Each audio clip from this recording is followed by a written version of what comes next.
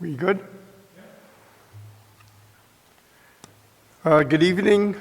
I would like to welcome you to the Senate Committee on Special Legislation and Veterans Affairs. We have a full agenda this evening. The first bill that we will have heard is Senate Bill 69 by Senator Pearson. Is Senator Pearson with us?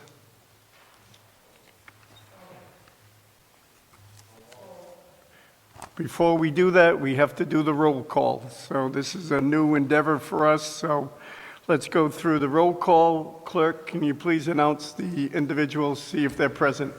Senator Felag? Present. Senator Murray? Present. Senator Lawson? Present. Senator Bell? Present. Senator Mendez? Present. Senator Morgan? Present. Senator Raptakis? Present. Senator Seveny? Present. Thank you. Thank you. While we're waiting for potentially Senator Pearson on this piece of legislation, I see that obviously Senator Murray's here. Maybe we'll go to Bill 199 and do that bill first. Senator Murray, can you endeavor to explain your piece of legislation? Yes, thank you so much, Mr. Chairman. This bill allows craft breweries to increase the amount of cases that they can sell directly from their brewery. And I want to thank I think we got 50 plus letters of support from local craft brewers and craft beer enthusiasts. So I want to thank everybody that took the time to submit testimony for this bill.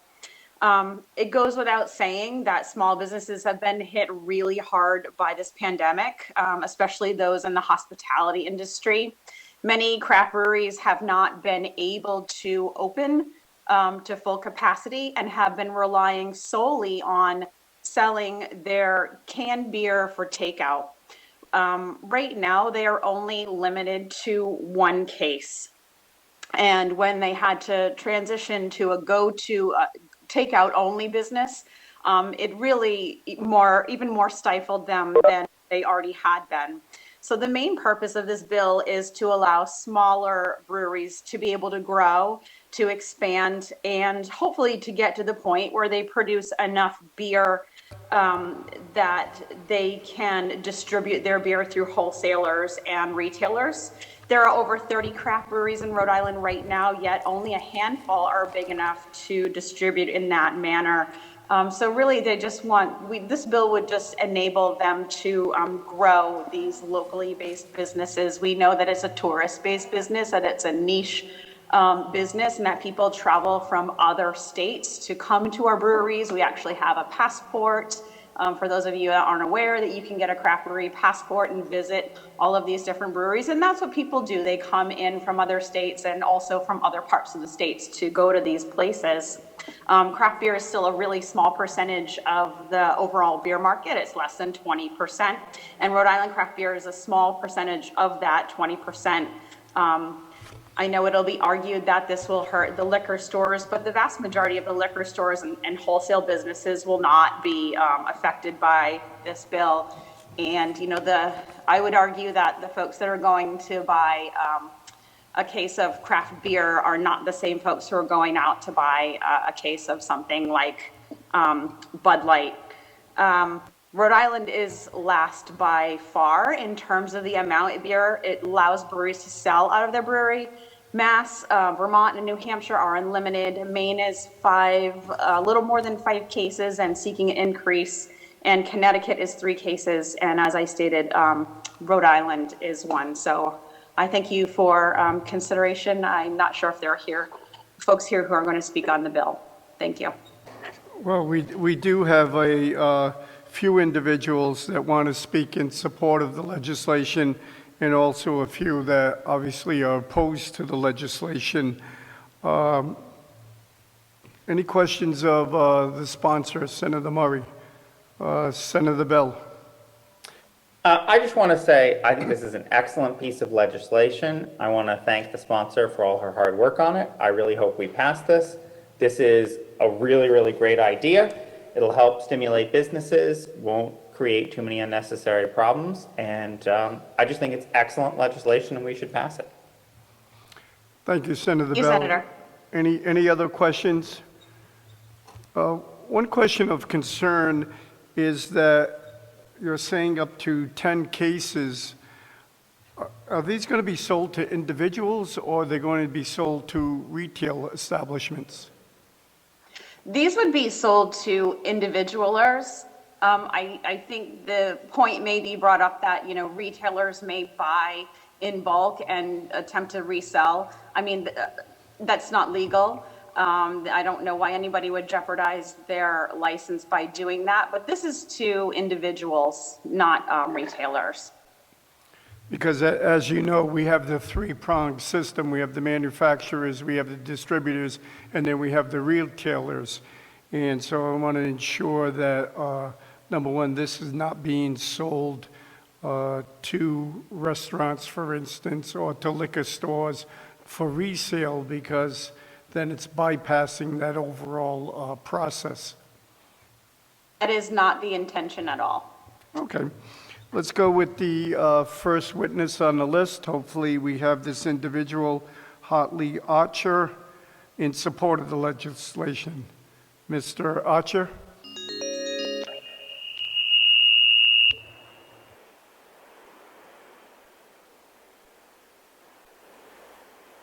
Mr. Archer, can you turn your device down a little bit so that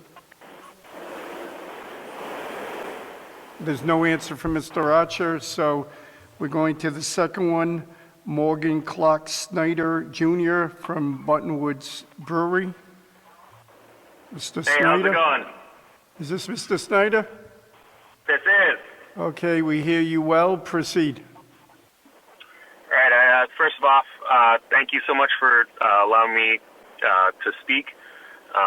Really excited about this bill, so I just want to kind of quickly, briefly tell you the story of Buttonwoods and tell you how this bill can help other breweries that come after me to succeed and do well by having a little bit less restrictions than we have in the past 3 years.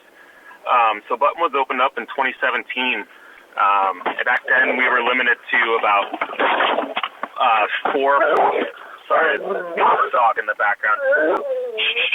Come here. We were limited to about four packs per person per day. And Excuse me, sir.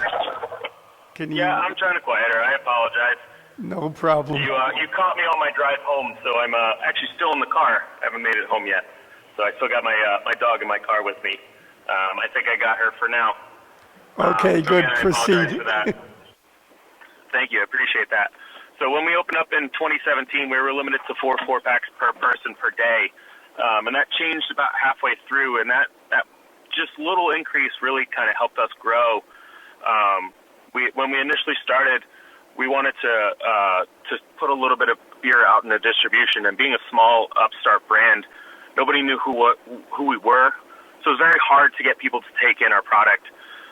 So we really relied on the local community to help us out and buy the beer directly from us. Now 3 years into business, we're actually doing fairly well enough that we're able to put out we're up to about 20% of our production goes into distribution, and that currently sells extremely well. And it took 3 years of building that brand, and I think it's extremely important that as the consumers are able to purchase more of our beer and share and talk about the beer that we make and consume, it really allows us to increase and grow the potential of the individual brewery. We're not expecting every consumer to come out and buy 10 cases, but even if just one person buys 10 cases a week, that's a huge impact on some of our smaller breweries. And that can really kind of make or break a week for really anyone. And to think that such a small amount of beer produced and sold to an individual can have that big impact really just tells you the state of the Rhode Island brewing industry. So, as we continue to grow, we're excited because we're starting to now we're getting to a point as we distribute, we're able to add more jobs. hire on more staff to do more things. And, if we're able to lift these restrictions, theoretically we can increase the capacities of these individual breweries and really add more people to the labor force. And, I actually spoke to my label provider this morning, and he reminded me, when I buy a label from him, I'm not just buying a label from him. I'm buying a label from him plus 9 other businesses that work directly with him to help us grow, which allows them to grow, which allows the businesses they work with to grow. So this bill really would help all of us continue to progress and help out, and ultimately, lead us to a better, more successful distribution plan. I guess your dog agrees. Yeah. Sometimes. And your brewery is located where, in Cranston? We are. We're in Cranston, right off of Wellington Avenue. And how long? Overlooking 95. And how long have you been in business? We opened in December of 2017, so we just passed the 3-year mark. Okay. Because just to make note that I believe that when the original legislation was passed, it was for those individuals to get their business up and running, be manufacturers, work through the distributors, and have a product that they could distribute to the distributors, who in tail would distribute that to the liquor stores and the restaurants. And by the same token, over the years, we allowed people to have tasting opportunities within their establishment, and then slowly increase that amount that people can purchase. How many people do you estimate on a weekly basis? We're hoping. So the thing with distribution, which is why I wanted to speak today, is that as we grow our business. All right, come on. I am so sorry about that. All right. So the reason we're working towards expanding the amount of beer that you can take home with you is because without the growth of our individual brands, Mr. Snyder, why don't we call you back, all right? Or why don't you call back in about 15 minutes? Hopefully your dog will be calmed down and we can hear your testimony. I appreciate that. Yeah, I just pulled into the driveway so I can take her inside, and that'll solve that problem. Okay, well, we'll call you in about 10 minutes. Thank you. All right, thank you. Sorry, I appreciate that so much. Thank you. Do we have the next person, Michelle McManus, on the line? Michelle?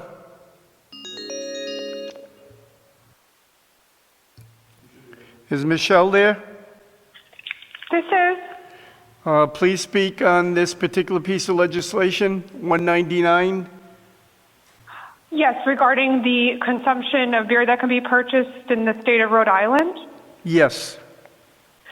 Okay, I was speaking on behalf of the local breweries in my area that I do frequent, that the capacity for sales be increased. And where are you located? I live in Warwick, Rhode Island.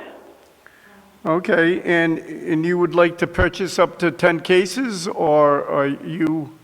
Well, I do feel sometimes I want to purchase more than the current limit. I wouldn't necessarily be purchasing the capacity of it, but I do feel there are circumstances where I'm having a large gathering. I do want to support the local breweries, and I would be going there to, purchase beer for, a large gathering at my house, and sometimes I'm not able to do so. Okay, but you know that you and other individuals could purchase up to one every day, correct? Yes, no, I do realize that, but like I said, I have had circumstances where, I'm having, obviously not during COVID, but I'm having, a large barbecue or a graduation party, and I would want to be purchasing in one day more than the limit that currently allows for. All right, that sounds well. Does anyone in the committee have a question for Michelle McManus? Seeing none, thank you very much for your testimony. Thank you. Next, we have Matthew Richardson from the Tilted Bond Brewery in support. Mr. Richardson?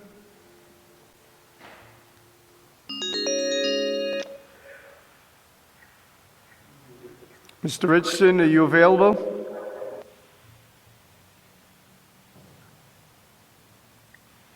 Matthew Richardson? Yes.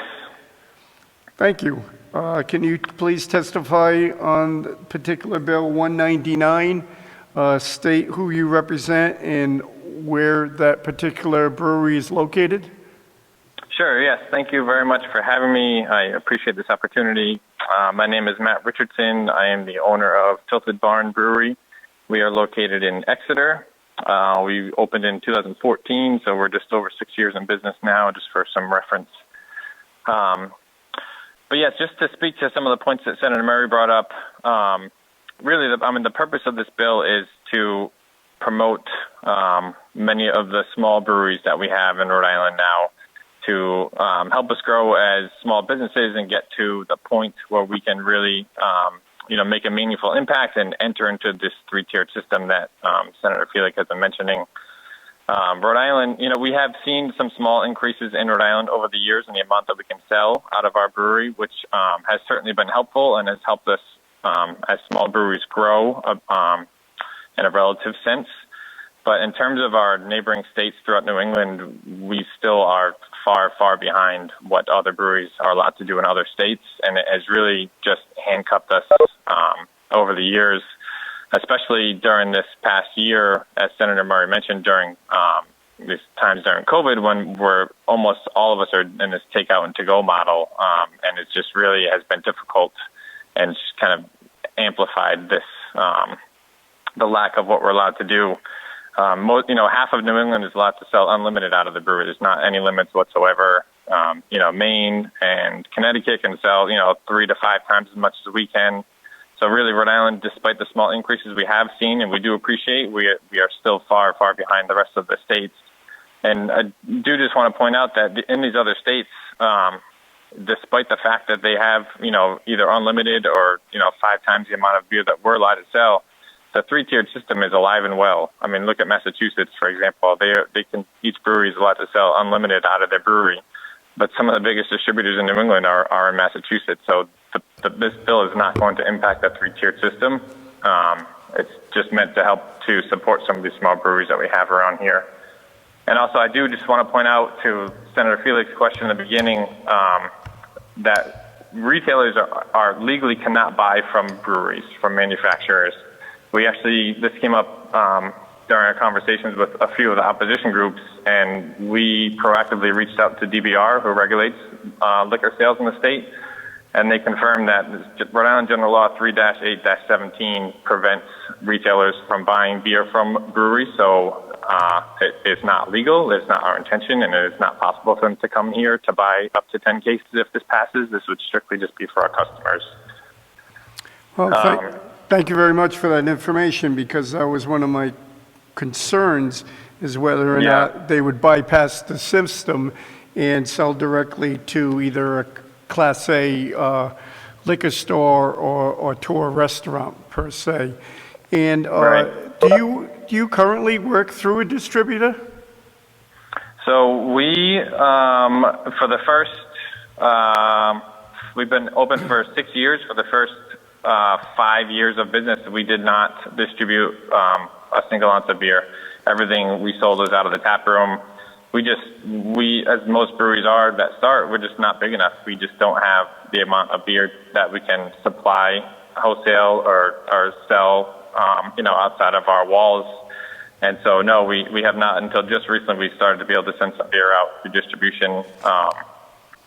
But really, and that's the one thing I do want to say too, is the big part of this bill is that it's written in so that, and this is from feedback from the wholesalers, from the retailers, is that once a brewery grows to a certain mark, which is in this bill is 7,500 barrels of production a year, it would actually knock you back to only being able to sell 1 case out of your brewery. And the purpose of that is really to allow these smaller breweries to grow and expand. And once you hit that point where you financially are able to send out beer through distribution, it knocks you back to one case out of the brewery that you can sell to essentially force you to go through the three-tiered wholesaler retailer system. And I feel that's a big compromise that we as breweries have decided to make, to include that in this bill. Obviously, I think we'd all like to be able to sell 10 cases, but we've acknowledged the fact that, we would appreciate the smaller ones being able to sell that amount. But then once you reach a size, stable enough size to be able to distribute, then we're kind of honoring the fact that we will by knocking that back to only one case per person that we would be able to sell out of our brewery. We also included some, or not we, but the bill also includes some requests from the Rhode Island Hospitality Association, and that's that it requires all breweries to have liquor liability insurance, which was not required before, even though most of us did. It was not a requirement, and it also requires us to have anyone that works for us in the tap room tip certified or safe serve certified. That's another thing that was included through our talks with some of the groups that were concerned about this legislation. So really, it's not just the breweries just looking to be able to sell more beer. There are concessions that we made that would really benefit all three tiers in the state that we have here. And so I just wanted to point that out also. And to the last caller's point too, not everyone that comes in our doors is going to ask to buy 10 cases. That's not going to happen. Most people would like to buy more than one case, whether they're having a party. One thing we've seen recently during COVID is that, there's a household of maybe 2 or 3 people that each want to buy a case, but because, someone either tested positive or they're just trying to stay safe and not come out, one person comes and wants to get 3 people's orders and they just can't legally because they can't bring home more than one case per person. So it really does just handcuff us in that sense, and it really does not help with the tourism aspect that breweries see. We bring in a lot of people from out of state that want to come and travel and use the passport system to visit all the breweries in the state. And they want to take beer home. They want to come to Rhode Island from out of state and spend money, at our breweries, at local restaurants, at hotels that they may stay at to visit all the breweries. And when they find out they can only buy one case from a brewery that they're going to visit, they may have driven here from Maine or Vermont. They're not going to come back again. It's just not worth their time to drive this far to go home with such a small amount of beer. They really want to come and support these local breweries, our local businesses, and with such a small amount that we're allowed to sell, it really just it doesn't make sense, and we don't see the tourism revenue that other states are seeing from their craft breweries. I don't want to take too much of your all time. I have a lot more I can say, but I'll leave it at that. But I'm happy to answer any questions that anyone might have. No, I appreciate your comments. Let's see if some of the senators on the committee have a question for you. I see Senator Morgan wants to ask a question of you. Senator Morgan. Thank you, Mr. Chair. I just want to welcome him to the virtual committee and say hello. Thank you. Yeah, it's a new way of doing business, Mm-hmm. And so you're testifying that there is a number of people that would like to purchase more than one case. Is that correct? Yeah, we see it every week. We see people, like I said, coming from Connecticut and Massachusetts, driving down here, and they don't understand the laws because in their home states they can purchase a lot more than that. And they come and they make their trip, and then we don't see them again because it's just not worth them coming here. And it's really it's a loss of revenue for the state. Obviously, business for us, but there's a lot of ancillary businesses that are losing out also from these people not traveling from out of state, just trying to come and spend money in Rhode Island that they can't, unfortunately. Do we have any other questions from any other senators? Senator Raptakis? Mr. Chairman, question for the witness. When you had earlier testified regarding other states don't have this limit, is the limit up to 10 cases per customer that walks into your establishment? Or is it a benchmark limit that you cannot sell more than, say, 500 cases in a month or whatever the number? Because what is the concern of, I did see the letter from McLaughlin and Moran, what their concern is. And like I said earlier, what is like, Matt, did you compare, when you mean other states, did you compare our New England states, where there's probably potentially a lot of breweries? So do they have a limit of the, not per customer, but what can they sell per month in retail? Yeah, so the limits that are set are not, it's not per month or anything like that. It is per person per day. And so this would let us sell up to 10 cases per person per day. Like I said, a lot of states like Massachusetts, for example, that you brought up, that's unlimited. Someone could come into a brewery if they wanted to and buy as much as they want at that brewery. Like I said, the three-tiered system is alive and well in those states. So it's not really, this isn't groundbreaking. It's nothing that's not being done in other states. Every other state in New England allows much more than Rhode Island, and things still operate well. With the wholesalers and the retailers too, a lot of the breweries that would benefit from this bill are the smaller ones who we're not distributing yet. We don't send beer out because we just don't make enough to do so yet. And really the purpose of this bill is to let us grow and expand, and get to the point where we can distribute. And that's the intent of the bill, is to get to that point. And then we would be giving, McLaughlin Moran, these other wholesalers, we would be giving them business that they don't have right now. So really it's the rising tide lifts all boats. That's the purpose of this bill, is to let us sell more while we're small and grow and get to the point where we can give them business that they don't have right now. Right, and you cannot sell like 50 cases right now to McLaughlin and Moran because the state law doesn't allow you to, correct? We could sell, there's no limit on what you sell to a wholesaler. We could sell as much as we want to them.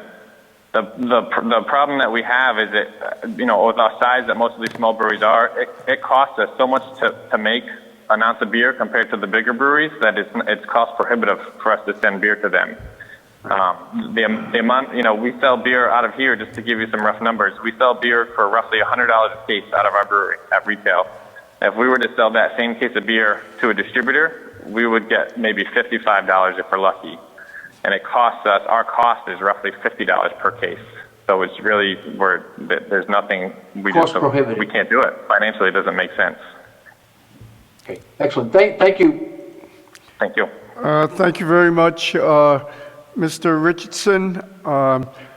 Next, we're going to have Paul McDonald representing the Teamsters Local 251. Mr. McDonald.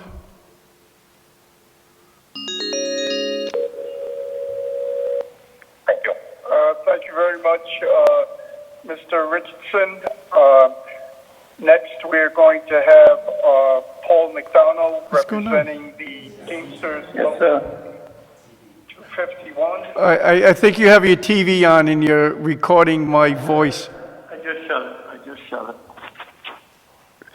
This is new technology, Mr. McDonald. Well, good afternoon, Mr. Chairman, members of the committee. I'd have to say that, first and foremost, thank you all for the kind of service you're providing and how much I miss being up at the State House. I wish I could say hello to all of you in person, but it doesn't look like it's going to happen for a while. Regarding the legislation, Senate Bill 0069. No, excuse me, Mr. McDonald. We're talking Bill 1199, please. Yes, I've got it, no problem. I know I got another one coming up after it. Excuse me. It's 0199, correct. Thank you. Regarding this bill, first and foremost, I want to say, Teamsters, myself and others, we like the Brewers. A lot of our Teamsters like the Brewers beer. So this is not about them, but it is about our families and our jobs. We're opposed to the bill because we see it as another job-killing bill. And I noticed a number of these liquor bills and the wine bills coming out. And these bills, in our opinion, are bypassing bills for distributors. They're getting around the distributors who are Teamster workers. The Teamsters are very concerned about all of this that's been going on lately. We look at it probably as like, every time something gets increased like this, it's like dying by 1,000 cuts. We got good paying jobs. And I've said it before, and I'll say it again. All the years I've been up at that State House, we've talked about the good paying jobs we all want for our families, for our citizens. We want to keep our jobs. These bills hurt us. I don't care if it's 1 case or 10 cases, it hurts us. And I'm totally stunned about the 10 case piece anyway. When a case of beer can cost you $100, I don't see the stampede of people coming in there every day to buy 10 cases. It doesn't make sense at all. And what it probably means is that they don't want to worry about whether they can only sell 1 case or 2 cases. That is for them to explain. But we have good benefits, good pensions, and we want you to know that we're friendly with the mom and pop liquor stores, and they don't like this either. We've been involved with the mom and pop liquor stores for years. We've supported them, and they have supported the Teamsters. So we're absolutely opposed to it. We'll try to find a way, but the 3-tier system has worked since Prohibition days, and I don't know why they want to kind of end run that. They accepted what they got when they first started out. There was a lot of dialogue many years ago about how they were going to sell their beer. They were happy with what they got then. I believe they should be happy with what they got now. So I would appreciate support against this bill, and I'd be glad to answer any questions that the committee might have. Thank you very much, Mr. McDonald, for your testimony. Do we have any committee members wishing to ask Mr. McDonald a question? Yeah, Mr. Chairman, I'd like to ask a question. Proceed, Mr. Seveny. Thanks. Senator. Hi, Mr. McDonald. Good to hear your voice. Senator, good to hear from you. Yeah. So, you know what would really help me?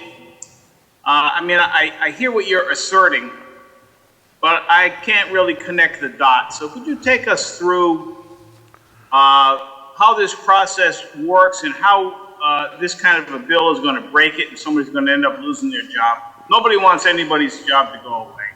I think we can all agree on that. So you can just kind of take us through the logic here on what bad thing happens when these small craft brewers, sell a few cases of beer. Well, let me say this. If they use the 3-tier system, they would be selling to the wholesalers, where our members work in those warehouses that store the beer, and where our members go there and pick the beer up and deliver it to the various businesses that want to sell that beer. So they talk about they'd like to add more people by being able to sell more beer. Well, we don't want to lose members because they want to sell more beer. The system is there. It works. The only thing they got to do is use the system, and they don't want to because it costs them money. I heard somebody just a testimony a while ago about the difference between using a distributor and them being able to sell the beer from their beer parlor. So, look, everybody has to have a business plan, and if your plan is not working for you, you should go back and take a look at what you did. I don't want to kid nobody. This is about protecting our jobs, our good paying jobs.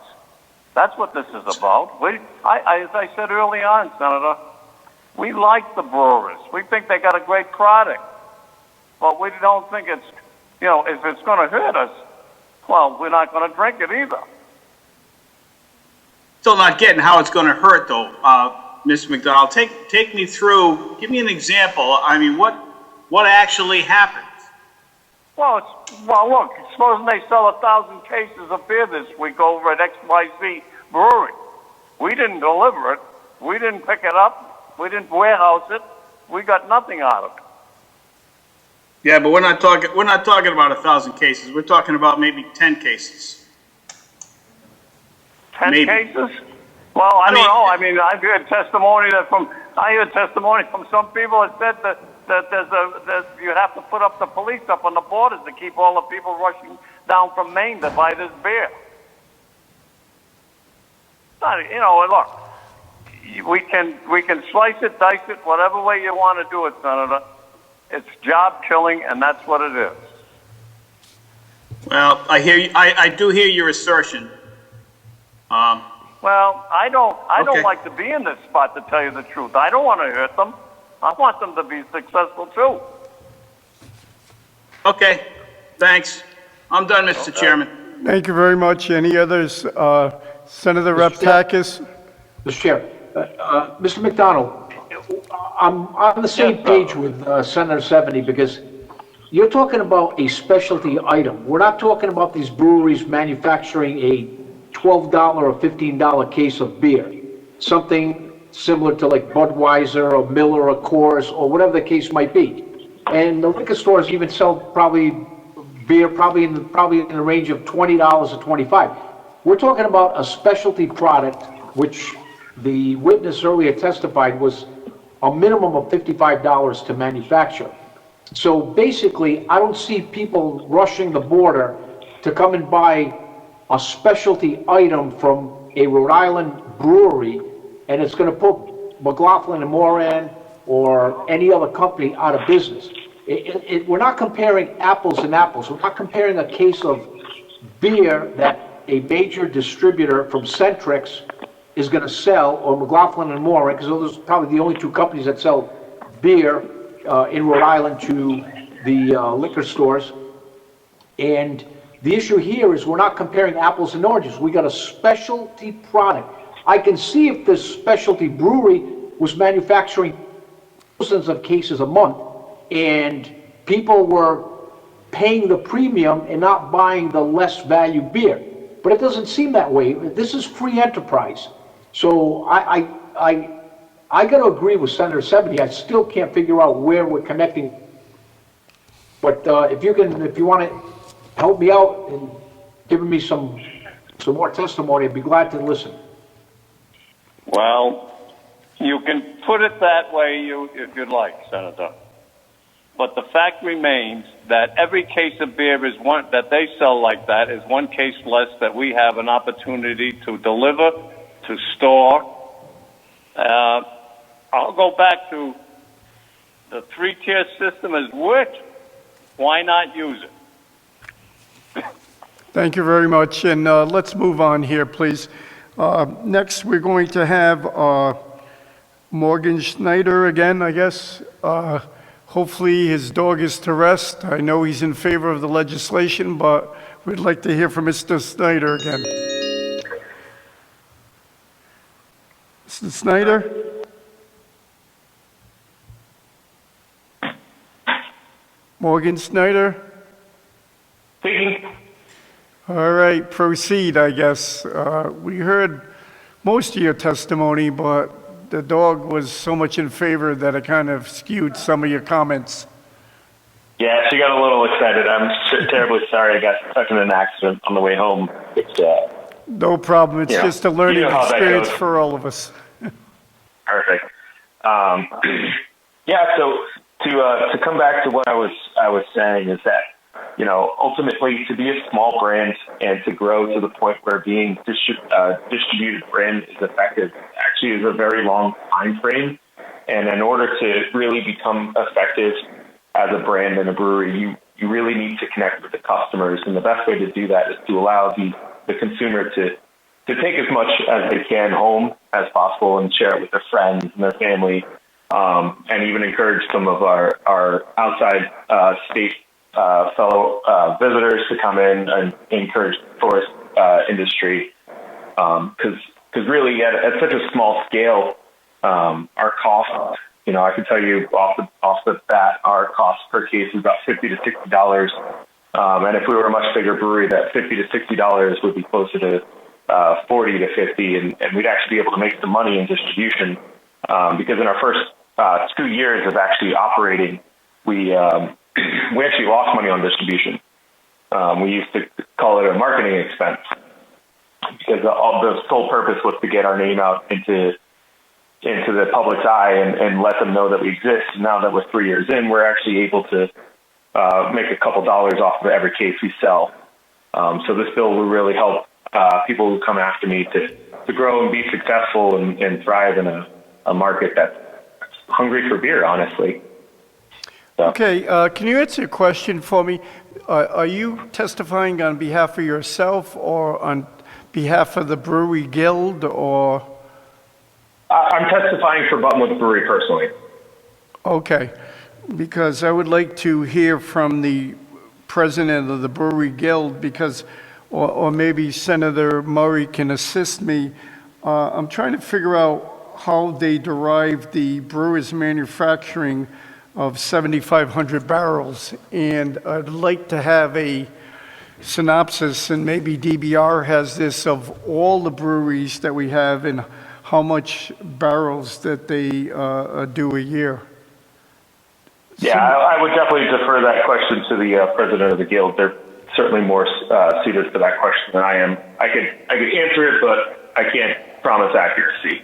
No, and again, there's certain parts of this bill that I'm trying to read into, and that's one of them I'm having a little concern with, because I'm not too sure what each establishment manufactures on a yearly basis. So, all right. Well, I can tell you that Buttonwoods personally manufactures 500 barrels a year, and not a lot.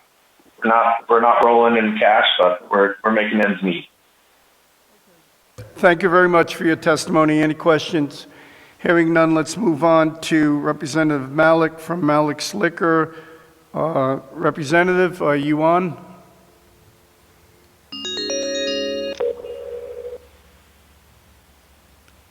Representative Malik? Yes, Mr. Chairman. Nice to hear your voice. Can you Well, proceed on this particular piece of legislation? Yes, sir. First of all, I'd like to thank you and your committee for having me here to testify against this bill. It's been a short 4 years. When I was up at the State House, I basically had to do the same thing that this committee's doing today, looking at a situation from the Department of Labor came to see me about the brew companies, how to help them out. And at one time, the brew companies were selling 375s, and basically we allowed them to go up to 750 size of whiskey. And at one time, they were selling a 6-pack of beer, and we allowed them to go up to a case. And at the time that we determined that that's where we were going to head, I made the statement to the Department of Business Regulation that, we're going to be living this again, because once you give them something, they're going to want something else. And here where we are today.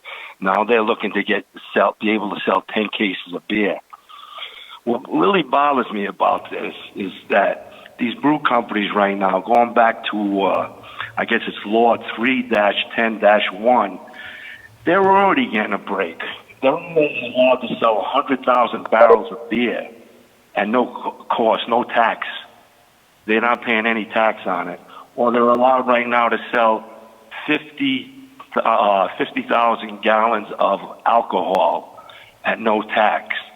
Now they want to be able to sell these 10 cases and take that away from the state of Rhode Island's tax rolls, because those 10 cases they're going to be selling is basically going to come from somewhere, either my business that I own a liquor store at or somebody else's business.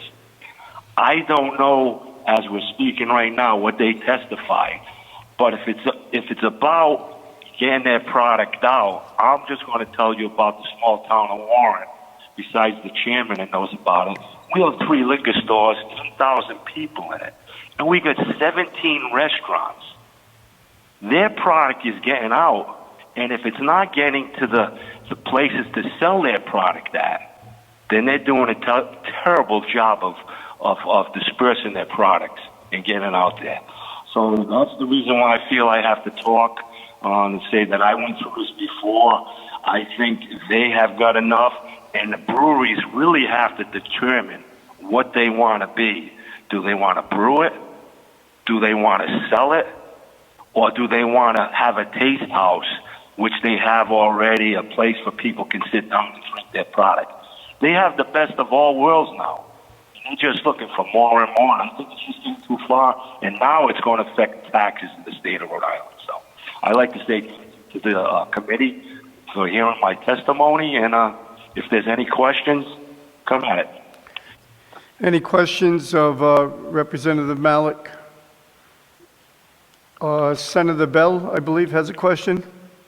Yes. Thank you so much, Mr. Chairman. Representative Malik, I'm wondering if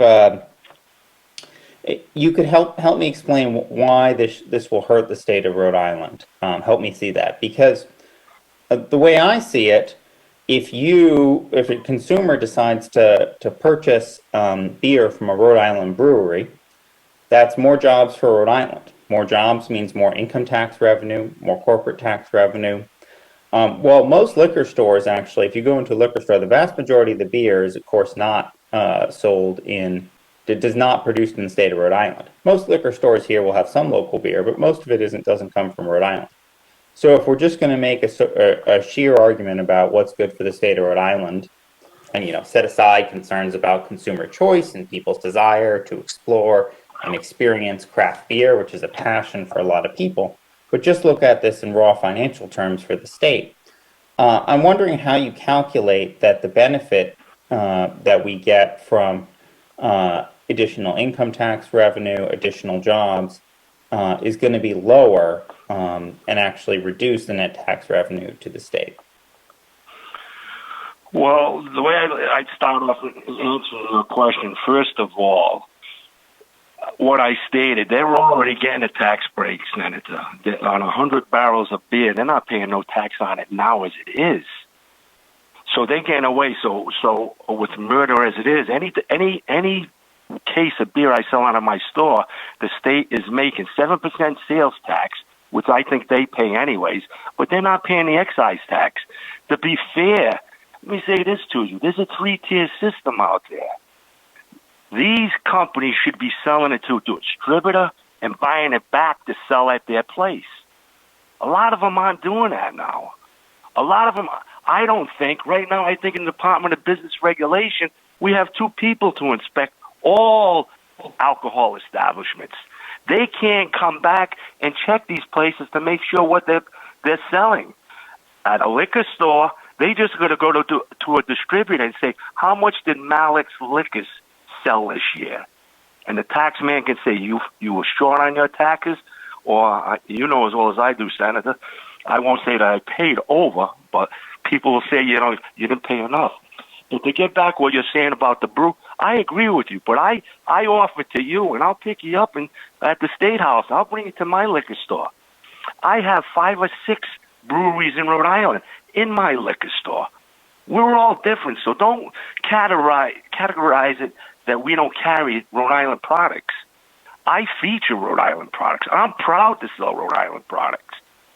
I mean, the company out of Westerly does a great job. Proclamation does a great job. We got a great company here in Bristol, Rhode Island, Pen Guns. They do a great job selling their product.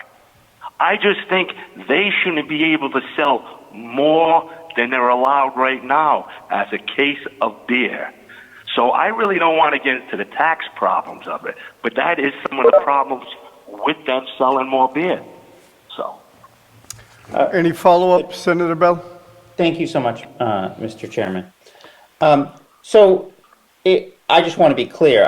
I did not say that the liquor stores in Rhode Island don't carry Rhode Island beer. In fact, I said specifically the opposite. I said the vast majority of liquor stores in Rhode Island do carry Rhode Island beer, but most of the beer carried in a liquor store in Rhode Island is not produced in Rhode Island. And anyone who doesn't believe me, I challenge you to go into a liquor store. Hello? Hello? Hello? I think we froze. Hold on, Senator Bell's reprogramming, I guess. Okay, I'm here. That the jobs benefit This to is our technology. state. Senator Bell, you back? I am back. I'm not sure where I got cut off, but I'll go back just a bit. As I said, I did not say that we don't have that Rhode Island liquor stores do not carry Rhode Island beer. They do carry Rhode Island beer. I said specifically they do carry Rhode Island beer, but most of the beer carried in liquor stores here is from out of state, which is natural. And if you go into a liquor store, I challenge you to find out that it's any different. You can go into any liquor store in the state, and the vast majority of the beer, is going to be from out of state. So I really do believe every time someone goes to a Rhode Island brewery and buys beer here, That's Rhode Island beer that's being bought, and those are Rhode Island jobs that are being created. And my question was why it is that that is not going to create more tax revenue in the long run for the state of Rhode Island, because I understand the difference about the excise tax. However, when we create additional jobs here in Rhode Island, that is additional income tax revenue. It's additional corporate tax revenue. It's additional property tax revenue because we have very high commercial property taxes, and our municipalities rely on commercial property taxes, as you know. So I'm asking, you mentioned, and you did bring up taxes as a core part of your argument, how you get to the calculation that those effects are outweighed entirely by excise tax effects. That was my original question. I'd like you to answer that question if possible. Well, what I was saying, sir, is that I think they're already getting a big enough break. You know, when they started here, if a brewery stays open 12 consecutive months, their first 100,000 barrels, they're not paying no taxes on it at all. So is that going to weigh out their employment? And let me ask, you know, who they hire, how many people they're hiring, does that make the difference to the state of Rhode Island? Are they, you know, that 100 gallons of beer that they're not paying taxes on, are they paying that much excise tax to offset that? I don't think so, first of all. And then number two, what I'm looking at and saying to you is, when that beer is being sold, 10 cases, there's no limit really on this. People could take 10 cases out a day. Don't you think that's going to come from a liquor store where they could be buying this stuff at and paying taxes? On this bill right now, look, read it. A person can come into that place every day and buy 10 cases of beer for a year. That beer consumption is coming from someplace. It isn't coming from, let's say, Massachusetts. It's coming basically from Rhode Island. So that's how it's going to hurt the tax rolls. And to be honest with you, think about it. If I ain't selling beer and other people ain't selling beer, we might be laying off people. Who knows? I mean, we're fortunate enough now with no sales tax on liquor and wine that our business has grown to be competitive with Massachusetts and neighboring states, Connecticut. So that's why I see what you're saying, Senator, but there's an offset here that I can't see where breweries are going to outweigh paying more taxes by getting 10 more cases of beer to sell a day or to each person each day. I just can't see it. I would like to see the numbers, and I've been up there before. You can look. You can talk to your people and the people that does your research and weigh out the numbers. I don't think there's going to be a plus for the state of Rhode Island because breweries can sell an extra 10 cases of beer a day to an individual. I think, honestly, what I'd like to see happen, where I made a mistake when we were negotiating this, we said a case of beer that they can sell. And we never thought when we said that, to be fair to the breweries, in a 16-ounce can of beer is 4-packs is like 300 something gallons of beer. 360 gallons of beer, I think it is. A regular case of beer is only like 240, I think. I think they should be allowed to sell a whole case of 16-ounce cans of beer. That's what I think they should be able to sell. But you people are going to determine that. Thank you very much, Rep. Do we have a question from Senator Mendes? Yeah, I actually want to take a moment to thank Senator Murray for this piece of legislation. And I did want to point out one thing about them they're getting enough tax breaks. I think right now would be not an ideal time to say that about small businesses. I think they're definitely not getting enough tax breaks. There are people that are getting enough tax breaks. Small businesses in Rhode Island are not one of them. And so, I think that's one counterpoint there. I would love to see to hear about how other people may feel about that, but I would not agree with that statement. Especially now. And then the other statement would be, there's a false sense of scarcity here. I also don't think, that someone purchasing a few extra cases of beer is going to cause someone else to be put out of business. Especially with beer, there's a definite false sense of scarcity. I am happy to say that I think we can have enough to go around, and hopefully we have plenty of reasons to celebrate and to come together in the near future where there will be enough beer to be had by everyone. So I think that if we stay hopeful, we can kind of get out of this scarcity mindset that something that benefits someone else would take away from someone else, because I don't think that's necessarily true. I think we can both celebrate that small businesses have an opportunity to thrive and that they can create jobs in Rhode Island and create tax revenue without the basically unsubstantiated threat that it would take away something else from some other Rhode Islander that is also selling alcohol, because I think there's enough drinks to go around. Thank you very much, Senator. I appreciate your comments. Representative Malik, thank you for your comments also. Let's move on to the next individual, Matthew Gray, the owner of Ragged Island Brewing Company. Welcome, Matthew. I love that dinging sound. That hopefully means you're on board. I am here. This is Matthew Gray. I'm a resident of Portsmouth, Rhode Island. I am a member of the Rhode Island Brewers Guild Board of Directors. But today I'm speaking on behalf of Ragged Island Brewing Company, which is my small business here in Portsmouth, Rhode Island. We opened our doors in 2017, and next week we'll celebrate our 4th anniversary. So we are a small business, as I mentioned. I think what I really want to talk about today is that this bill is meant to support the small breweries in our state. It's been mentioned before. We are a brewery that's under 500 barrels a year right now. It's a pretty small scale, but we're able to employ 4 full-time employees through that process, and we want to be able to see that number grow. And this legislation will certainly help with that. We are a participant in the 3-tier system. We are a brewery that we manufacture our beer, we sell it through our tap room, we sell beer to go, but we also sell beer in distribution. Our distributor is the Craft Beer Guild of Rhode Island. So we are on both sides of this one as far as, being involved in the manufacturing side and sales side of the small brewery, but also, focused on getting our name out there through distribution around the state of Rhode Island.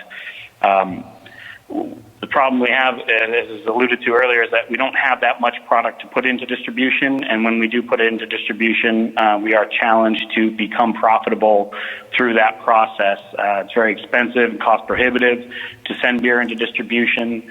It is mostly a marketing idea where you get a chance for our brand to be seen at bars and restaurants and local liquor stores throughout the state, and maybe that drives somebody back to our location to maybe buy 1 or up to 10 cases of beer if they had the opportunity. And that's really what we're looking to do today, is to kind of open everyone's eyes to the kind of challenges that we face. The state of Rhode Island has the most restrictive laws in all of New England for selling beer. We want to be a business-friendly state. I own multiple businesses in the state. I also own a marketing and event company called Gray Matter Marketing. We love that we get to be employers in the state of Rhode Island, that we create jobs, that we work with local vendors and partners to enhance the economy that we are trying to create here. And I think this bill, if it passes, would allow small breweries like ours just a little bit more of an opportunity. We're not asking for the moon here. We're not asking for unlimited sales like our neighboring state, Massachusetts, has. And as a Portsmouth business, if people can go right over to Fall River, to Troy City, or to Canned Heat and purchase unlimited beer for an event or a party that they're having versus coming to my small brewery and only being able to buy 1 case, you can automatically see the challenges there. as Matt Richardson mentioned earlier, COVID, has created this challenge where we went from being a taproom-focused business with the biggest margins that we make in this business coming from people buying directly from us in our shop to focusing on packaging and sending beers out, which is certainly more cost prohibitive. So I think, during the time that we face right now, that's definitely one of the reasons we need to focus on this legislation. I would love to be able to create new jobs, and it's the pride and joy of my entrepreneurial spirit is the ability to create jobs here in my hometown and my home state. Okay, thank you very much. One question, my sheet shows that you're opposed, but obviously you're in support of this legislation, correct? 100% in support, yes.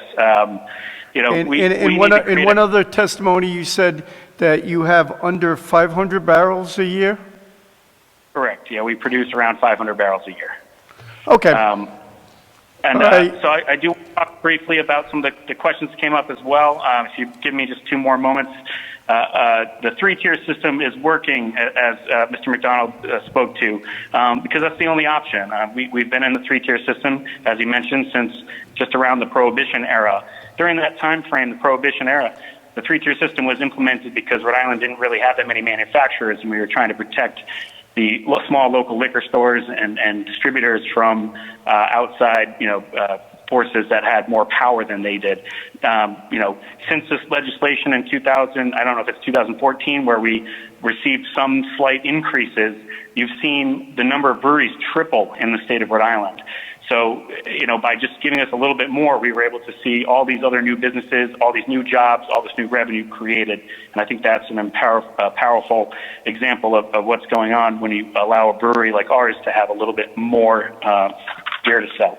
And to speak to Mr. Malik's points, we're just seeking to be on even footing with our neighboring states. As I mentioned, in Fall River, people can buy unlimited beer, and in Portsmouth, we're limited to 1 case. We want to see our businesses succeed. We pay excise tax in the state of Rhode Island and the federal government. We pay sales tax to the state of Rhode Island. We pay meals and beverage tax when people drink beers in our establishments. We pay employment taxes. We pay registration fees all over the place for, litter permits, all kinds of fees. So every time a new brewery opens, that's a whole new set of fees, a whole new set of, sales taxes, employment taxes that are going to be paid. So I do see this as a job creation bill, not a job killing bill. There are only 5 or 6 breweries on shelves in some locations. Mr. Malik, I believe he carries my beer, and I don't want to argue against him because I do appreciate his carrying us on shelves, but ultimately, I don't know of any liquor stores in Connecticut and Massachusetts that have closed or cut jobs, or distributors that have closed or cut jobs since those states have had their ability to, sell more product than we can here in Rhode Island. So that's just my 2 cents. I appreciate your time. Thank you. Thank you very much. And you're on the board of directors, you mentioned? I am also on the board of directors for the Rhode Island Brewers Guild, correct. Okay. Can you possibly provide me with, or maybe DBR I may have to get, of how many gallons each of your breweries manufacture in a particular year? I think I just looked up recent statistics as far as the Brewers Association of America has. It was around 68,000 barrels of beer produced in Rhode Island in 2019. The 2020 numbers are not available yet. That put us at the bottom of all states per capita in the U.S. So it's still a particularly small number. And again, that's not my question. My question is each individual brewery. Yeah, we have many. If you could get me those numbers. Now, it doesn't have to be today. Whenever you get me those numbers, because as we look at legislation, I want to be able to differentiate between what is a small brewery, what's a big brewery, and sort of derive at particular numbers or whatever, if we're going to move in that direction. The same thing with the manufacturing distilleries. It shows 7,500 gallons and 15,000 gallons. I don't know what that means to me unless I know what each of the individual distilleries manufacture on a yearly basis. Then I have some. We don't have those numbers directly as the guild itself. We do report all those individually as a brewery to the state and to the federal government. But I would say off the top of my head, you might have 5 or 6 breweries above the 7,500 mark, and then the rest would all be in the 500 to 1,000 barrels a year range. So they're not necessarily anywhere near this level where you have a production volume that allows distribution to be profitable. Okay, let me get those figures then. And thank you very much for your testimony. As we conclude here, I can see a few issues. Again, I've tried to address a few of them. One, I would like to see what the brewery manufactured barrels per particular brewery so that we can get a flavor for what is a small brewery, what's a medium-sized brewery, and what is the hopefully the Sam Adams of breweries in the state of Rhode Island. Another thing I see of concern is Senator Murray, you crossed out my famous legislation from a couple of years ago, which was, as Representative Malik had mentioned, when we passed the case, we had assumed that it would be 24 bottles or cans to a case of 12 ounces. So it was labeled at 288 ounces. And that meant when a brewery went to a 16 ounce, they could only sell 18 beers. So that's why the new legislation was implemented in there that showed that it was 24 12 ounces or 24 16 ounces. And then also, the third thing is to check on the excise taxes and the taxes they represent. So at this time, I would like to have a motion to hold for further study. Mr. Chairman, Yes. I'm sorry to interrupt. If I may just address Matt Richardson is the vice chair of the guild. He was on this call today, and he has let me know that he is happy to answer any further questions that you may have. Thank you. Okay, good. And like I say, I would like to have those numbers of each of the breweries in the state of Rhode Island, how many gallons they distributed last year or maybe even the year before. It's going to be tough to try to figure out with COVID how those numbers worked, but just to get a flavor for delineation of your guidelines here of what barrels mean. Okay? So can we have a motion to that effect? I'll move to hold for further study, Mr. Chairman. We have a motion to hold. Senator Second. Goodwin. We have a second. All those in favor indicate by saying aye. The roll call, the clerk. Aye. Senator Felag? Aye. Senator Murray? Yes. Senator Lawson? Aye. Senator Bell? Nay. Senator Mendez? Nay. Senator Morgan? Nay. Senator Raptakis? Yes. Senator Seveny? Yes. Senator Goodwin? Yes. Thank you very much. The bill is held for further study. The next bill, I believe Senator Pearson is online, is Bill number 69. Senator Pearson. Thank you so much, Mr. Chairman and members of the committee. This legislation is one that would allow wine direct shipment to homes in Rhode Island. I think, as some of you likely know, we're one of the few states that doesn't allow at least some wine shipped from out of state. It's something that I've gotten some feedback from constituents of mine, and I as well, and have forwarded me those concerns. I do know that ACLU has a couple amendments here, and we do have some feedback from taxation that we'd want to incorporate. So, Mr. Chairman, with your indulgence, I certainly think we should hold this and continue to work on it today. But I appreciate you and the committee for hearing it. Thank you very much for your testimony. We have any questions of the sponsor? Seeing none, we have our first witness to testify in support, Donna Sullivan. Oh, Senator Bell has a question? Just a quick comment. I think this is excellent legislation. It's been heard for many years, and something that we do need to move forward. I did have a specific question for the sponsor. Are there some executive orders that allow some of this to go on right now? What's happening right now with the current executive order landscape? Yeah. Senator, it's a good question. I know that there were some executive orders around allowing you to take home wine from restaurants and other things. I don't know that it would allow the shipment of wine from winery out of state, et cetera. That may be the case here, or a winery in state. But we certainly could look into it. Okay, thank you.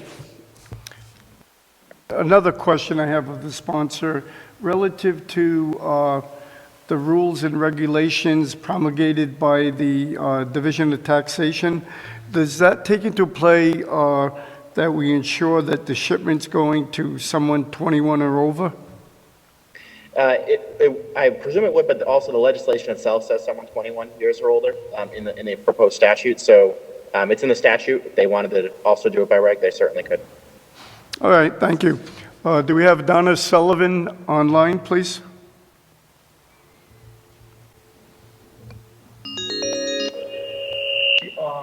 That we ensure that the shipment. Is this Donna Sullivan? Yes, it is. All right, please proceed, please, and turn your volume down. Turn it off. Okay, yeah, I'll shut it down. Hold on, sorry. Because All right, we're on a gotcha. tape delay here. Oh, okay, so we don't want it playing back, I understand. Yeah, I'm hearing I'm hearing my voice 2 or 3 times, so. Yeah, I just noticed that too when someone spoke. Okay, Proceed. okay, great. Hello, can you hear me? Yes, we can.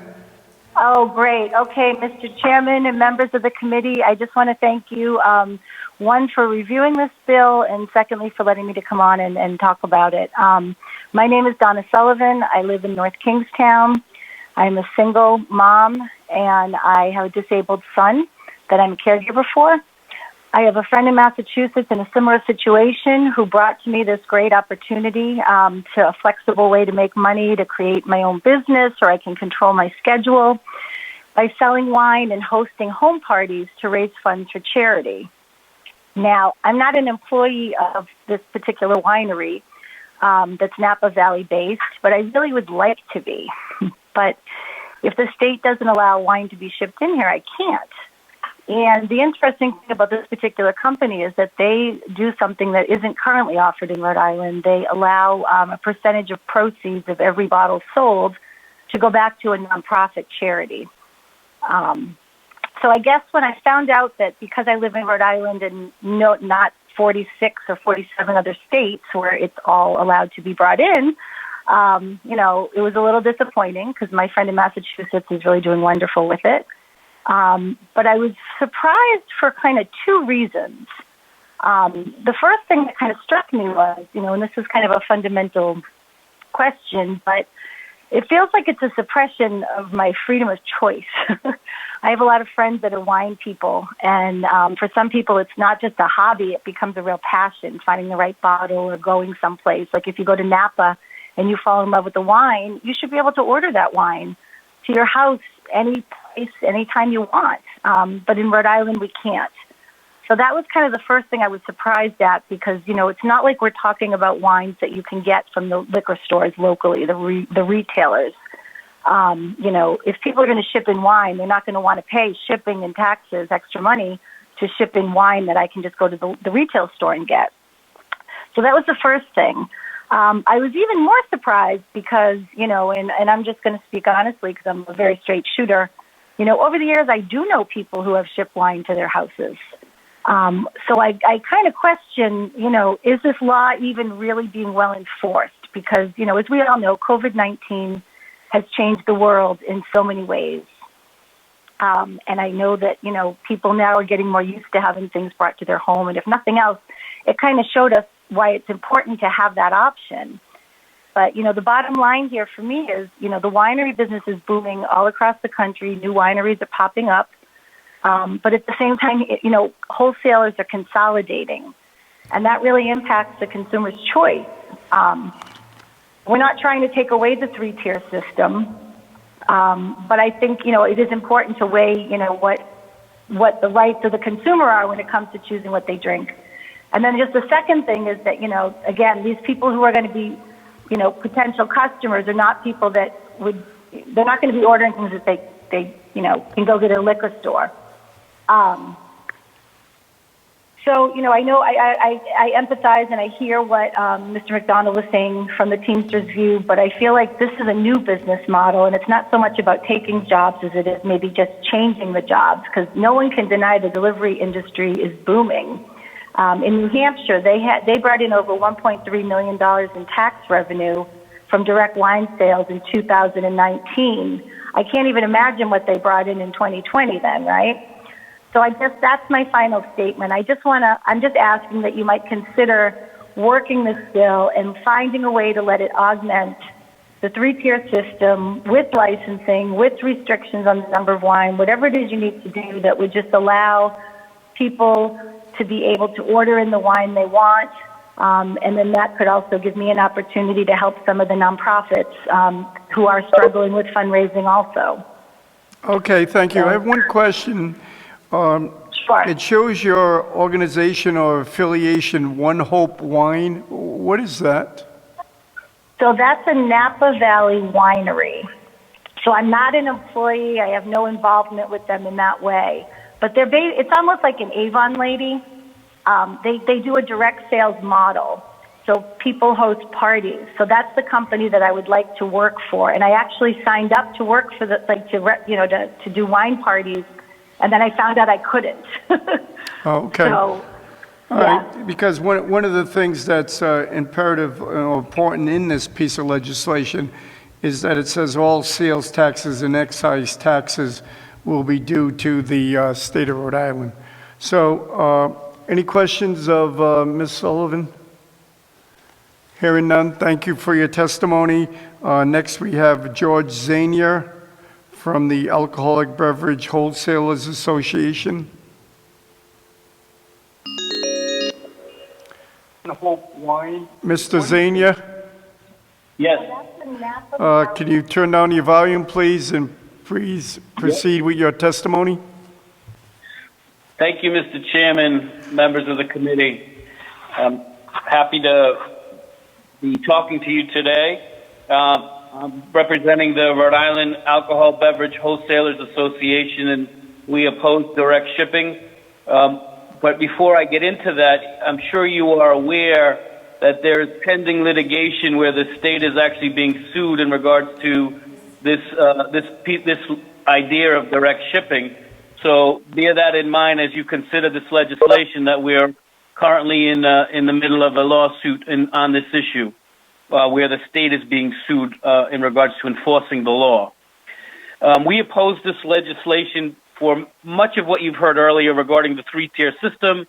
A lot of people spoke on your previous bills about supporting small business, and this is a case where we're talking about out-of-state business versus in-state business interest, let alone the three-tier system. I would also add, for those who don't know, that if you're at home and you want to order alcohol, you can do that now online through the state statutes which you all passed. You can order through, it's called Drizzly. I don't know if you may have seen recently, Uber bought Drizzly. It's a delivery app. What we have in Rhode Island, though, is that those people who are delivering alcohol to your doorstep are certified, they're trained, and they're employed by the local liquor stores, so that they also have those responsibilities for carding and all of the other safety issues that they're trained in, as opposed to a delivery from out of state being dropped off at your doorstep by DHL. So there are a number of issues and concerns, least of which are public health and public safety, taxes. I heard you on the other bill talking about taxes. We're talking about liquor stores with property taxes, payroll taxes, corporate taxes, litter taxes, out-of-state entities paying none of those taxes. And, of course, the bottom line issue is about, again, going through our three-tier system that, again, also provides public health and public safety supports in it through training and certification and through our state DBR. I'm happy to answer any questions, Mr. Chairman. I'm grateful for the opportunity to speak to you, and happy to also follow up with anybody afterwards if they want to have more in-depth conversation than you want to allow in the committee. No, I appreciate that, George. Any questions, Senator Bell? You're on mute. Yeah, sorry about that. Thank you so much, Mr. Chairman. I'm glad that you brought up Drizzly, because I think it's really important that we understand currently this option does exist, but it all goes through the Uber Corporation. Essentially, there's a monopoly with just one corporation. And as I understand it, according to an article written by eDrink RI about when this opened, at least when it originally opened, it operates primarily through a partnership with one particular liquor store, a very high-end, high-priced liquor store next to Eastside Market. And I'm wondering if it's really fair for us to have a system where one particular corporation, one particular liquor store get to benefit, and all of these smaller wineries are not able to benefit. And my other question is, could you tell us a little bit more about this litigation? I wasn't aware of it. What are the details? What are the parties? What's the substance of the litigation? Yeah, I'm happy to talk to you about the first question. The second question, you can reach out to the Attorney General's office, since they are the ones defending the litigation. I'm not going to comment into the litigation. The Drizzly, as you know or may not know, is an app. It's an app that was just built by Uber. It certainly wasn't founded by Uber. And it's not the only app that you could use. Drizzly happens to be the name of an app. If you wanted to start your own delivery service in Rhode Island, as long as you followed the process outlined through our state statutes that require all of the people who are delivering liquor to work at and be certified and trained through a liquor store who has insurance and liability coverage and training, you could do that. Drizzly is nothing more than an app on your phone, an app on your computer. So I don't know your allegation that only one liquor store is involved in Drizzly. That's not true in Rhode Island. And I'm sure it's not true around the country, because they're in something like 40 different states. And probably that was before they were purchased by Uber. Not sure that answers your question. Through the chair, if I may, just a clarification. I was saying that in an article I read about when they initially opened, the article said that it was just operating through one particular liquor store. I don't know if that has subsequently changed, but that was just an article I read when it initially opened. It's possible that Uber's purchasing of Drizzly has changed what their liquor store partnerships are. I'm very interested in this litigation. I'm wondering if the committee could find a way to obtain this information. I think it's potentially relevant to this legislation. Thank you so much. Mr. Chairman, I would suggest that... I'm sorry, go ahead, Chairman. Well, I was going to mention that our legal counsel will check on that lawsuit. Thank you so much, Mr. Chairman. Mr. Chairman, my point in raising the litigation was that normally, in normal practice of most legislative bodies, that you would not legislate into a legal matter pending. So hopefully once you're briefed on it, that you will make that determination. Thank you very much for that vital information. Hearing no other questions, we'll proceed to our last witness, Paul Mcdonald. Do we have him back on?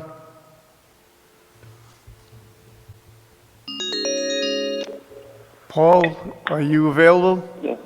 Yes, sir, I'm available. You're a better man than I right now, so proceed.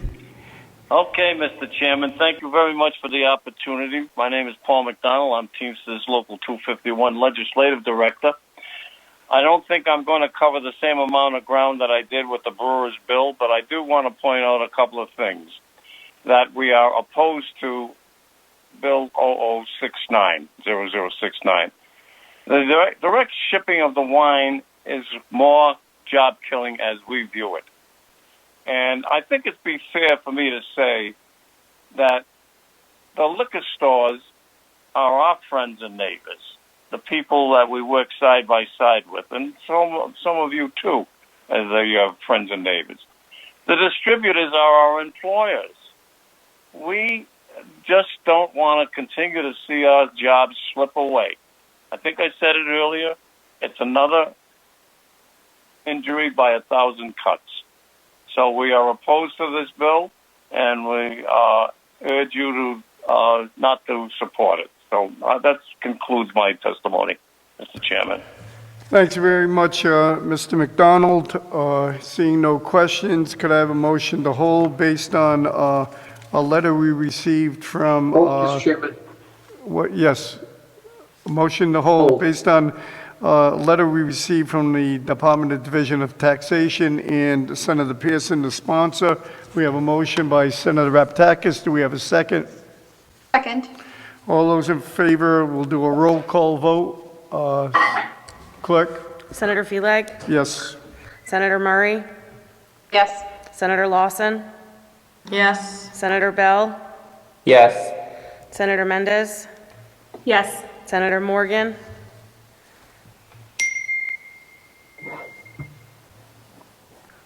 Yes. Senator Raptakis? Yes. Senator Seveny? Yes. Senator Goodwin? Yes.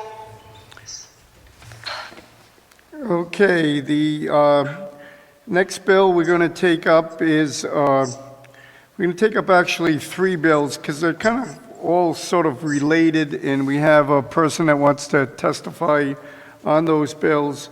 The first bill will be 142 by Senator Gallo that basically states that it allows alcoholic beverages to be sold on New Year's Day in the Class A establishment, those being liquor stores.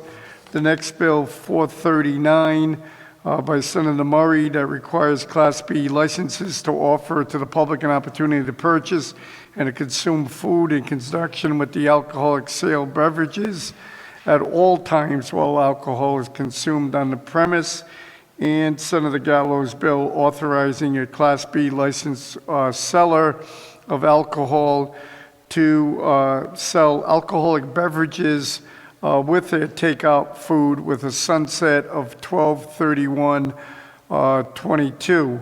Again, this particular bill would have to be probably modified or sub-aid because I think the sponsor has recommended December 31 of 21 this year. So why don't we start off, I don't know if Senator Gallo is here, I don't see her present, but let's have Senator Murray describe her bill 439. Senator Murray. Thank you, Mr. Chairman. This bill may seem more complicated than it actually is when you're reading the back page, but what it actually does is it changes that the licensee must offer to the public in conjunction with the sale of alcoholic beverages the opportunity to purchase and consume food to be served on the premises in the same area designated for the sale and consumption of alcoholic beverages. These foods must be offered at all times.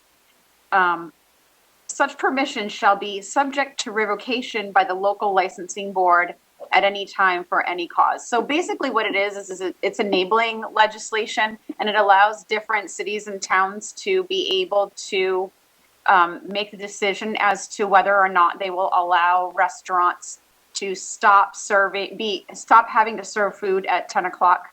I think this is particularly relevant because during, COVID, the capacity has been lessened, and oftentimes, you'll have restaurants or businesses that have to keep that staff on, even though nobody's really buying food. But it really is important because it leaves it up to the cities and towns to determine whether or not they want to allow those establishments to be able to do that.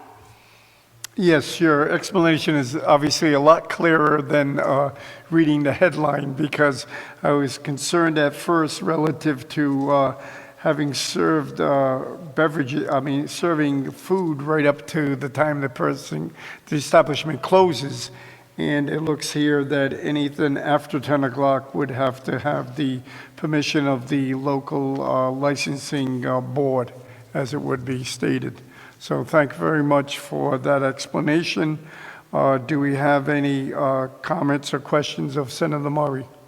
Mr. Chairman? Senator Raptakis. I commend Senator Murray because I was in the business for 40 years, and it's tough for a restaurant to be forced to sell food till 1 o'clock in the morning while they're selling alcohol. That means you have to still keep the kitchen help on duty. Somebody might come in and just order, say, one sandwich, and then you have to keep that cook all the way till closing time. So there's a little bit leeway to the business owner, small business owner, especially what Senator Murray articulated during COVID. Business has been very slow, especially with the restrictions, and people just don't go out to eat late at night. A lot of folks do eat early, and by 9, 10 o'clock, everybody's practically home, other than those that want to be at a restaurant to watch maybe a sporting event. But I commend Senator Murray for this legislation.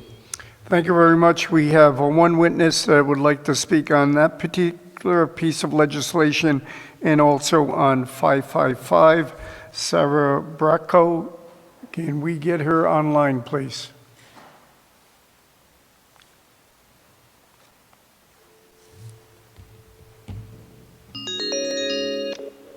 Good evening, Sarah. Hi, how are you? Very good.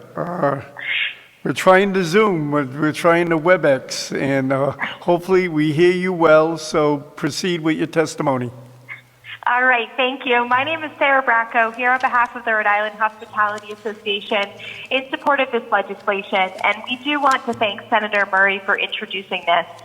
Over the last several years, RIA has been reviewing our liquor laws in Rhode Island to identify ways that we can modernize them to work for the way that we currently live. And this is one of those, a perfect example of that law. Current law requires that any Class B liquor license, which includes any restaurants, hotels and bars and nightclubs, serve food the entire time that they're open. However, there is little to no enforcement of this, and most establishments, even high-end white tablecloth restaurants, shut their kitchens down around 10 p.m. just because they don't have the traffic in the establishment to make sense to keep it open. So all this law does is simply codify what the industry is already doing and what all municipalities have essentially allowed them to do because no one is enforcing it. We also understand that municipalities have a significant interest in ensuring the character of the communities where they live, which is why we believe it's so important that this legislation gives local licensing control over this change. So we'd be happy to take any questions, but we think it's a pretty simple bill. Yes, isn't it a requirement of all the Class B license holders being restaurants serve food? Yes, so under current law, anybody who has a Class B license, which includes restaurants, requires them to serve food the entire time they're open. What this legislation does is allow those establishments with permission from the local licensing board to stop serving food after 10 p.m. and still stay open and serve drinks. Yeah, because I get very concerned when we put in legislation words like must, you know, because it says the licensee must offer to the public food, and by requirement of their license, they have to require food anyways.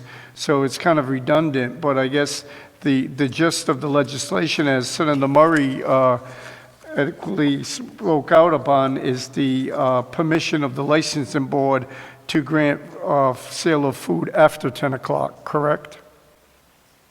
It's not to allow them to sell food after 10 o'clock. It's allow them to stop serving food after 10 o'clock. Really what we're trying to do is bring the law into what restaurants are already doing in practice.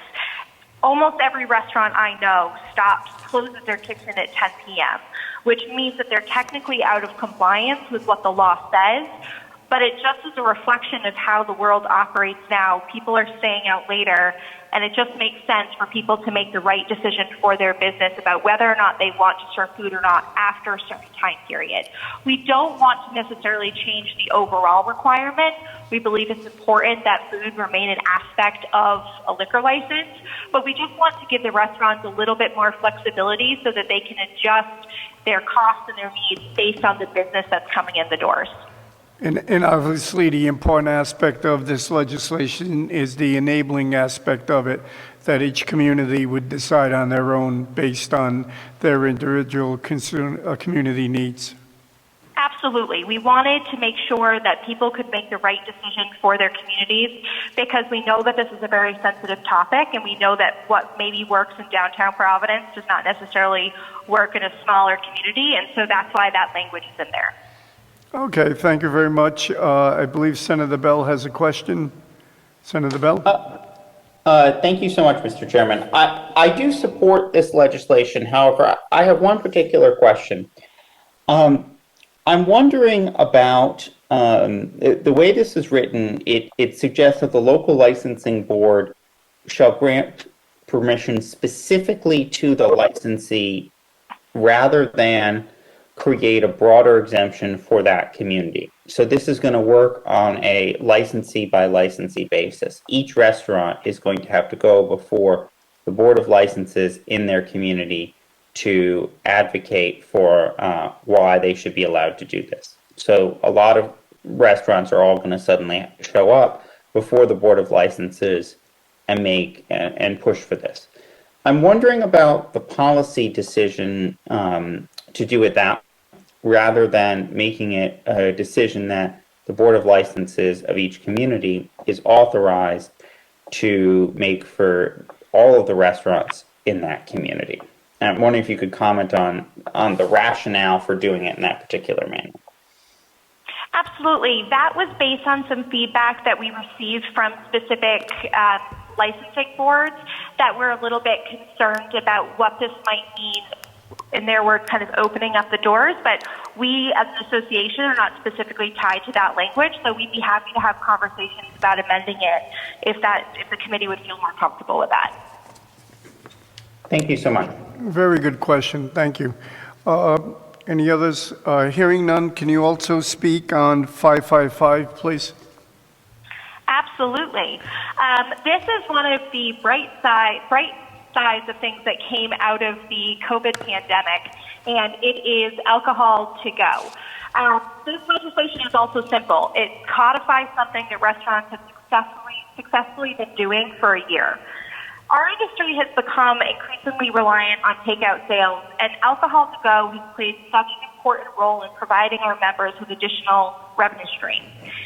As we slowly begin to reopen, we need to continue offering this revenue to help provide much-needed cash flow. We also want to comment that consumers themselves love this. We did a poll conducted by the National Restaurant Association back in the fall and found that over 82% of Rhode Islanders support alcohol to go, which I say this a lot, says that this is very supportive because I don't think there's ever been a situation in which 82% of Rhode Islanders have ever agreed on anything. So this is just giving one more tool in the toolbox for restaurants as we navigate our COVID recovery, and we hope that the committee consider it. Thank you very much. I appreciate that. And as the sponsor of the Merlot to Go many years ago, I think this is a good piece of legislation, especially in the COVID world. I'm hearing a lot of good things that a lot of the people that are doing the takeout want to find other ways to keep their local restaurant in business. And so what they're doing is they're purchasing alcohol to go just to provide a safety net for those, or a lifeline, so to speak, to those restaurants as other ways of trying to purchase and keeping those particular restaurants that they enjoy afloat. And it's worked out very well. The only concern is I hear that the House was looking at a version that was 2021, and this bill is 22, and I think they want to change it to 22. you don't have any objections to that sort of piece of change, correct?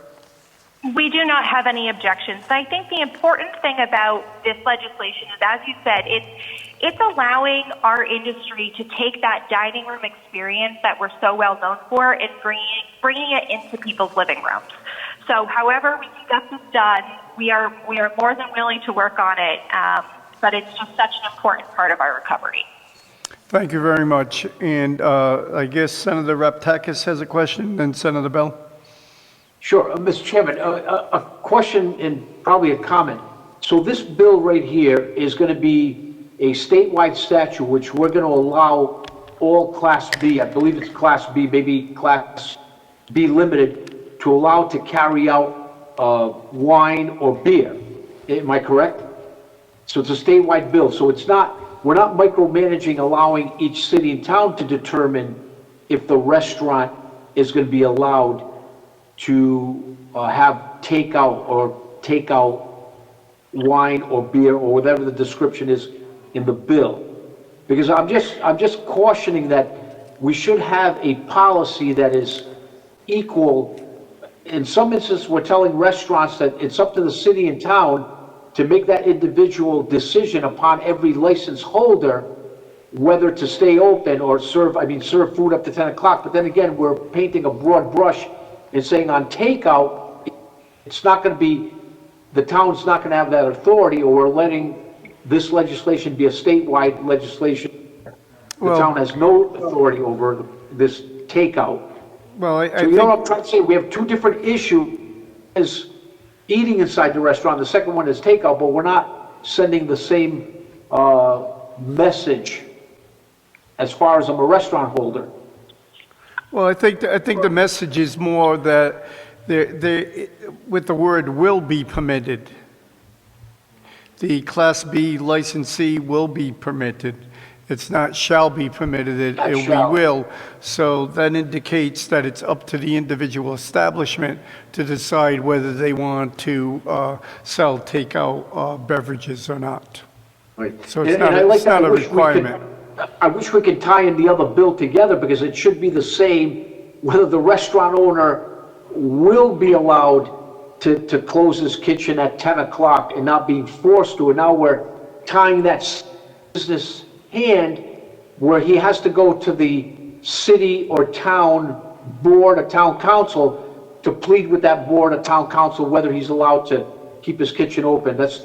I wish we could probably maybe tie both of these issues together to have one clear message to the restaurant. Yeah, I see where you're coming from. The only concern sometimes is that there's a different restaurant atmosphere within the smaller suburban communities than there are in the larger urban cities.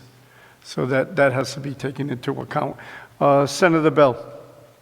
Thank you so much, Mr. Chairman. I think this is a really good piece of legislation. I've heard from the restaurants on Federal Hill that this has been an extraordinarily helpful lifeline to them, and many consumers I know have really enjoyed benefiting from this option. I think it's a win-win and a good policy for us to continue. My concern with this legislation is the sunset.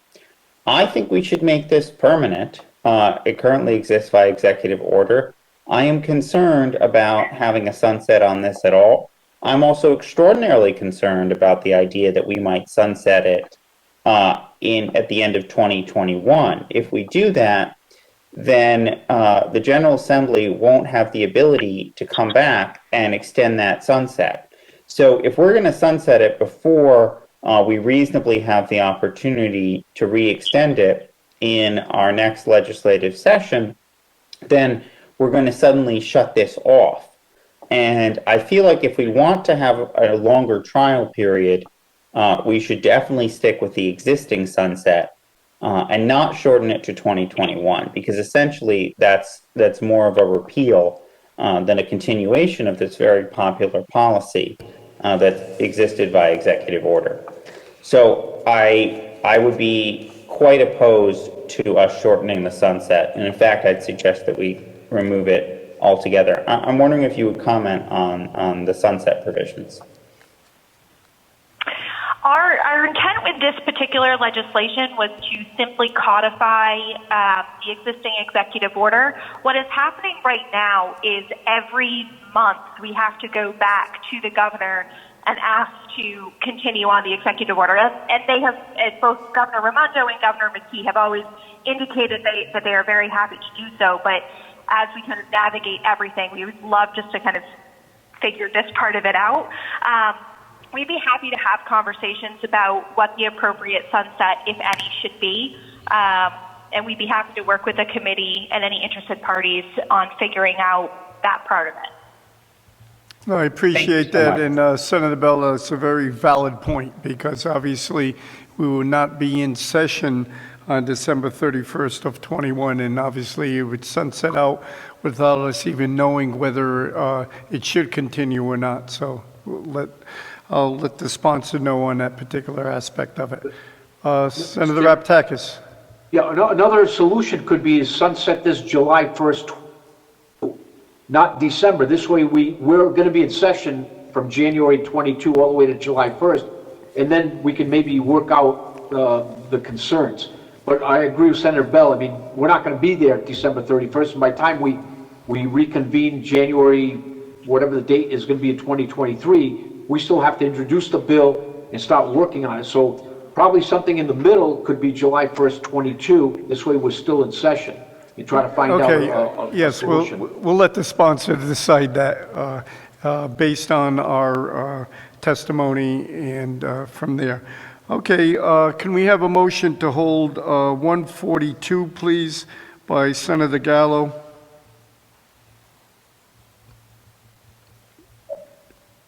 Don't speak Make up. that motion.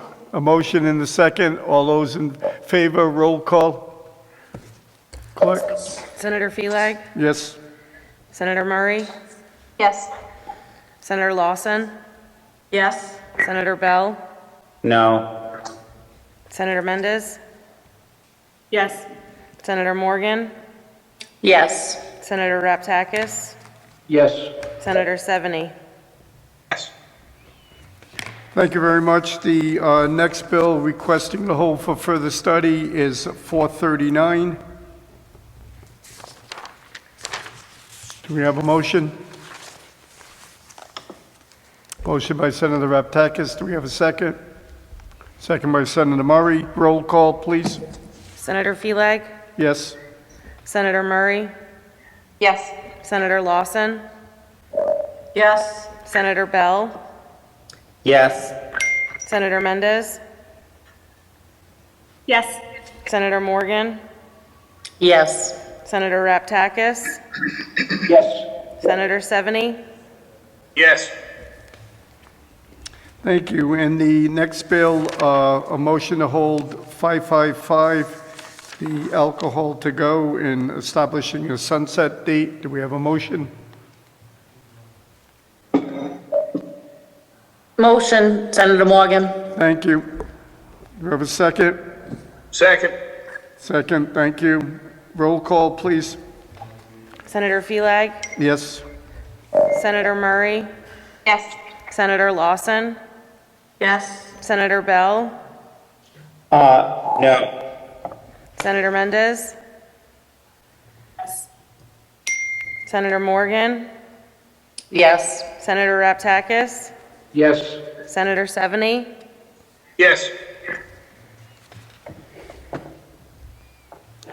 Thank you. The next bill of the evening is Senate Bill 277 by Senator Algiere.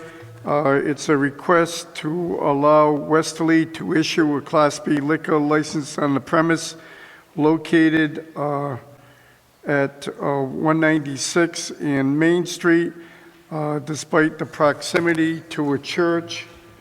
Can we have a motion for passage, please? Motion, Morgan. Do we have a second? Second. All those in favor, roll call, please. Senator Felag? Yes. Senator Murray? Yes. Senator Lawson? Yes. Senator Bell? Yes. Senator Mendez? Yes. Senator Morgan? Yes. Senator Raptakis, Yes. Senator Seveny. Yes. The next bill is Senate Bill 440 by Senator Chacon, again allowing the Board of Providence license to grant an exemption proximity to a school or churches, BV alcoholic license at 601 Hartford Avenue. Can we have a motion for passage? So moved. We have a second. Second, Morgan. Roll call, please. Senator Felag, Yes. Senator Murray, Yes. Senator Lawson, Yes. Senator Bell, Yes. Senator Mendez, Yes. Senator Morgan, Yes. Senator Raptakis, Yes. Senator Seveny. Yes. Thank you. In the last bill of the evening, Senate Bill 556 by Senator Goodwin. Senator Goodwin was online, unfortunately had to go to another meeting, but can we have a motion for passage? It allows the city to permit an alcoholic beverage retail license within the proximity of a church and school between 203 and 209 Douglas Avenue, Plat 68, lots 83 and 646. A motion for passage, please. So moved. We have a second. Second. Second by Senator Bell. Roll call, please. Senator Felag, Yes. Senator Murray, Senator Murray, Yes. Senator Lawson, Yes. Senator Bell, Yes. Senator Mendez, Yes. Senator Morgan, Yes. Senator Raptakis, Yes. Senator Seveny. Yes. Thank you very much. I would like to appreciate the attentiveness of the committee members this evening. A rather long meeting for our committee, almost 2 hours, but I think it's time to adjourn. Do we have a motion to that effect? So moved. Motion and second. All those in favor indicate by saying aye.